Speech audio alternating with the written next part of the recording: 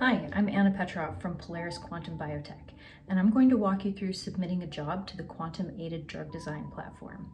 QuADD allows researchers to use quantum computing to produce libraries of candidate molecules that complement the features of your binding pocket. Because we use a quantum computer, we can search bigger chemical spaces and find better candidate molecules in just a couple days. Let's get started. Here we have the QuADD dashboard. To start a new job, click this button. You'll see your username and project name in these gray fields. The first thing that you'll need to do is to add a run description. I usually describe my job with a combination of descriptors, such as the protein name, the ligand name, and the date. For this demo, we'll use the protein NNMT, and I'll name this run description NNMT ligand 1. The next thing that we need to do is to select the protein ligand PDB for the project. You can do that by pressing Choose File, and then selecting your PDB. This one is a good example because it's a complete structure of the protein binding pocket with a reference ligand present. Then I'll click Upload here. At this point, the program is searching the PDB for ligands. If any missing hydrogens are detected, they will be automatically added, but using a PDB that already has been cleaned and protonated is recommended. The next thing that you'll need to do is to choose your ligand of interest from the drop-down menu. So here it says Choose Molecule to Fragment. The ligand names are built from the residue name, chain ID, and the residue ID as indicated in the PDB that you submitted. So for NNMT, I know that my ligand name is FOPA301.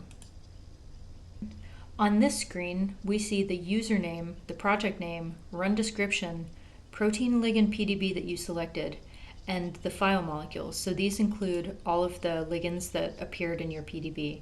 If you found that you chose the wrong one, so you know that you've chosen the wrong one if over here in this window you see a ligand that isn't the one that you want to fragment, you can choose a different one by selecting it here.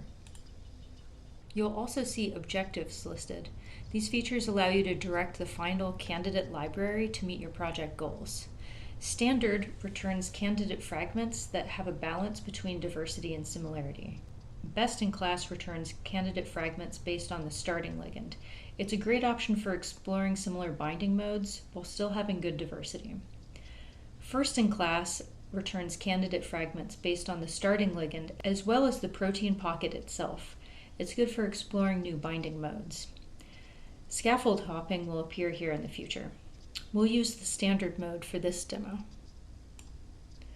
On this side of the screen, we have fragmentation options. These numbers correspond to the bonds indicated in red, which are sessile bonds. You don't have to cut on each bond, and you may want to divide your reference ligand in a way that helps you explore options for certain R groups. So for example, this first one is 39 to 58, and over here we see 39 to 58. So if I click on this button, I know that I'm going to be breaking right here on this sessile bond. For this demo, we'll check the first one, the second one, and the fourth one, and choose Fragment Molecule. At this point, we have desired fragmentation schemes. We can look at each of the R groups, so here's R1, R2, R3, and R4. You want to select a fragmentation scheme that has between 3 and 6 R groups. That's a good starting point. If you get to the screen and you find that you have 7 R groups or 2 R groups, you want to go back to bond selection by clicking here and change which fragmentation scheme you're using, and that'll give you different R groups. So I can go back to show fragments here. We can also look at this in advanced mode by clicking on this button. Advanced mode lets you select an R group and hold it constant. If you have a particular scaffold that you want to preserve or to escape, you can make that selection in this window. I'll switch back to molecule mode, so show molecule mode for this demo. I'll select each of these fragmentation schemes. As I select them, they appear in this window to the left down here. So I'll select all 3, and we can see that all 3 of them appear here. After you review your fragmentation schemes, press Submit. Here you can look at your submission details and fragmentation schemes. It shows you how many runs you're using here. So right here it says submitting 3 runs. If you're happy with your selection, press confirm. If you don't want to submit the job, press the X here.